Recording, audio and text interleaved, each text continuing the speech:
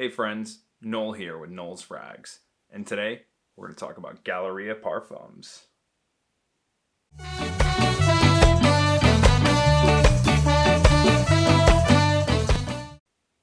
Galleria Parfums is the flagship brand from Ashton Kirkland. Don't know that name? Then you must be a fragrance person that's new, or maybe just a fragrance person that lives under a rock, because Ashton Kirkland is the channel Gents Scents, and he's been around for quite some time cranking out quality reviews. Ash actually inspired me to make my channel. Not like he called me up and said, hey dude, you should totally make a channel.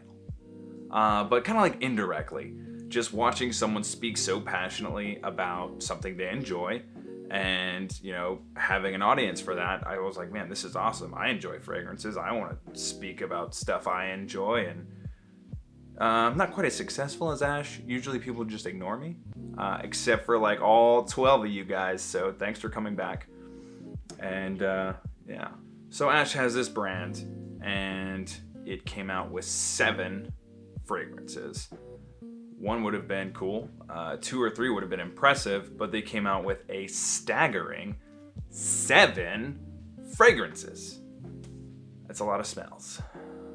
And he's worked with several perfumers, and each fragrance has, a perfumer or 2, and some have some pretty big names on it. I'm not going to go into a super amount of detail on each of these fragrances. I kind of just want to give a first impression. I received them today. I sprayed them all on test paper, and I kind of gave them all a smell, and I am actually wearing 2 of them, one on one arm and one on the other, just to kind of get a feel. So I intend to do a lot more testing on skin as time goes on, and I'll probably do a review on each as well.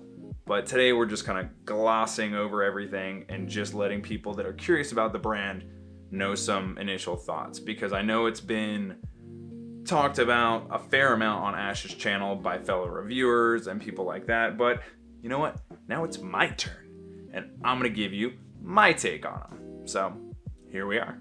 We're going to start out with the first one, Moving Times. So each presentation is essentially the same, aside from the text on the front of the box that says the fragrance name. Every other aspect about it is more or less the same. So I'm just going to unbox the one, and then you can see the bottles of all the other ones. So it comes with a box, and it's essentially just a sleeve for another box. But it has this cool like faux leather texture, and then you slide that off, and then you actually have a little card with a photograph on it, and on the back you get a description of the notes, and there's the photo, and then you have the bottle, which I know some people have said it does kind of have like a Mancera feel to it.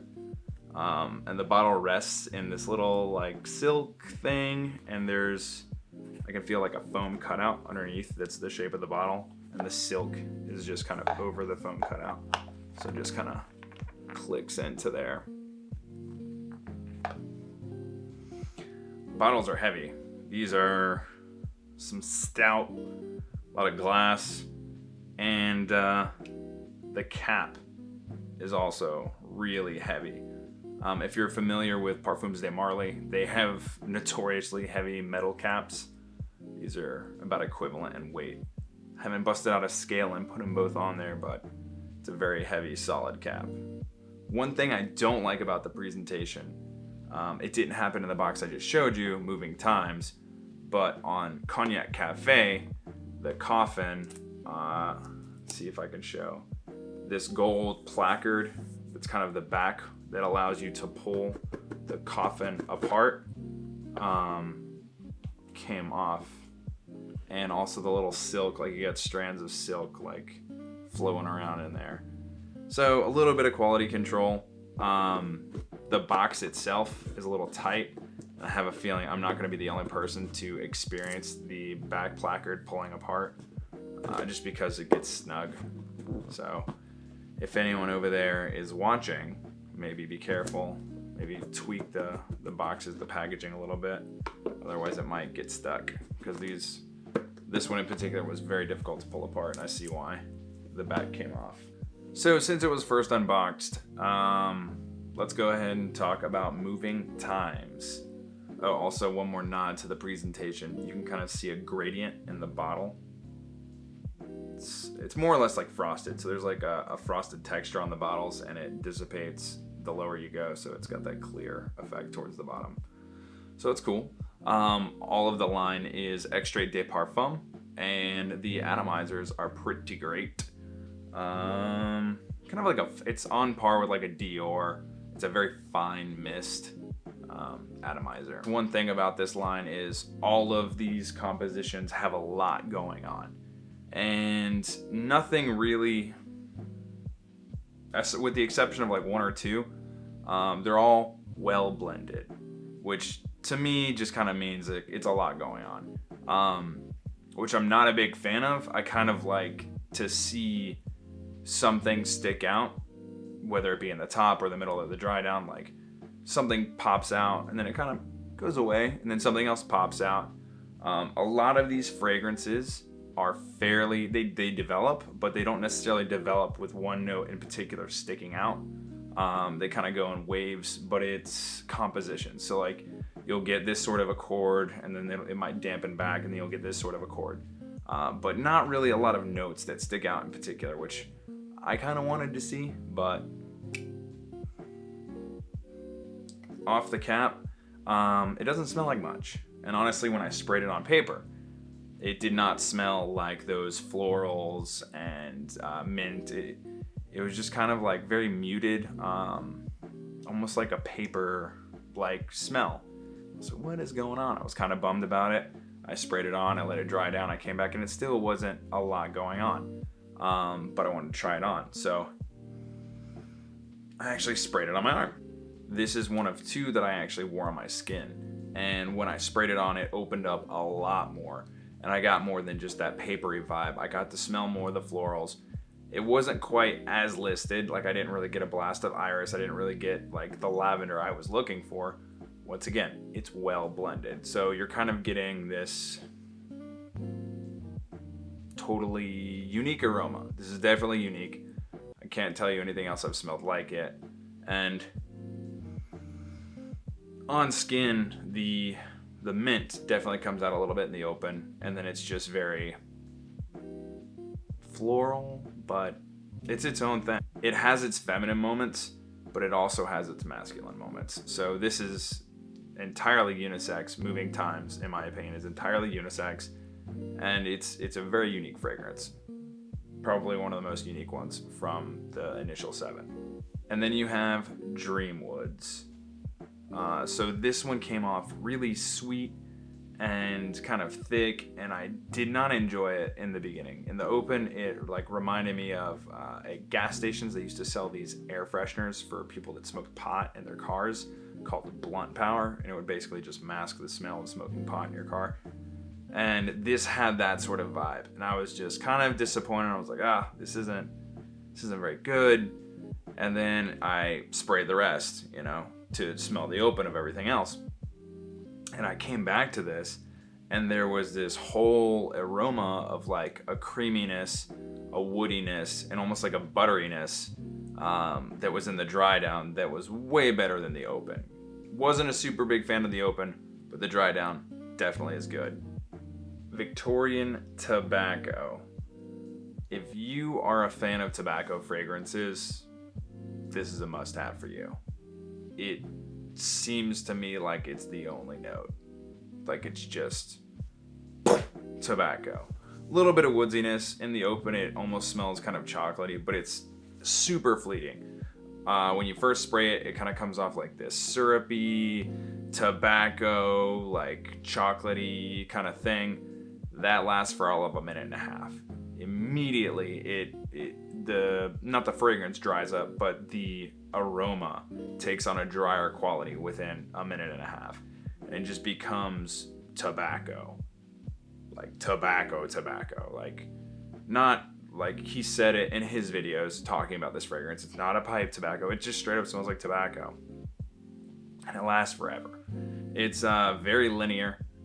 When I sprayed this on the test strip, it, aside from that initial like spray, like of it kind of smelling syrupy and then becoming the drier tobacco, it did not change. After several hours of coming back to it, stayed the exact same. Very linear, but it's potent. So if you enjoy a strong tobacco fragrance, if you like a tobacco scent, this is it. It's just tobacco. Cognac Cafe. So this is a richer, sweeter. I wouldn't call it boozy. Like, you might catch little whiffs of booze in the open, but to me this did not come off as boozy as I was hoping, because like I've been on like a boozy kick recently. And when you find a fragrance like Nasamado Beta Onda, which is just straight up whiskey, like it's just whiskey, and then you smell something that has like boozy notes in it, like there's no comparison. Like it's not gonna equate. But this is a nice, warm, cozy, sweet, coffee-esque fragrance. I wouldn't call this like super similar, but some of these fragrances I can place into a genre. And so this would go into a similar genre of something like Parfums de Marly Herod or Zara's Rich, Warm, Addictive. This could definitely, like, if you were like categorizing like, oh, these can go on a shelf together because they're in the same vein, and these can go on a shelf, like this would literally sit next to fragrances like that. So if you enjoy Herod or Zara's Rich, Warm, Addictive or other stuff that's like cozy and good for the cool weather, this would go in that realm as well. And then we have Dusk to Dawn. And I think this might be Ashton's nod to La Nuit de l'Homme, which is a fragrance you've seen him talk about several times over the years. Well, at least the cardamom in this, I think, is a nod to La Nuit de l'Homme, because it's very similar. It's a very similar cardamom in the open. It quickly turns into something else entirely. The open is reminiscent of that, but as it dries down, you get like a little bit of tobacco, and it reminds me of something like Mancera's Red Tobacco and Parfums de Marly Layton. Once again, I wouldn't say this has a lot of overlap with those fragrances, but if we're doing the categorizing thing, this would go on a shelf next to those fragrances. It's definitely in that same vein. It's got some robustness to it, but it also has some floral aspects.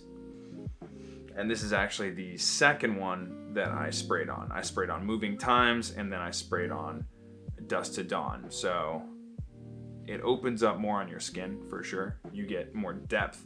There's a little bit of leather that kind of shines on paper, but surprisingly I didn't get it as much on skin. So it's definitely a fragrance that evolved and changed on my skin, and I enjoy it. I don't know if it's my favorite one and I want to try more on skin, but I'm glad I got to check this one out on my skin today. Shades of Seduction. It starts out with a bit of like a spicy citrus, and then kind of goes into like a little bit of vanilla and woodsiness. So the citrus really keeps it on the lighter end of the spectrum. It's not quite as heavy, in my opinion. I think this is probably one of the most versatile fragrance he has. From the initial 7, and I think it might even be his best seller. It definitely gives me vibes of like a Bleu de Chanel.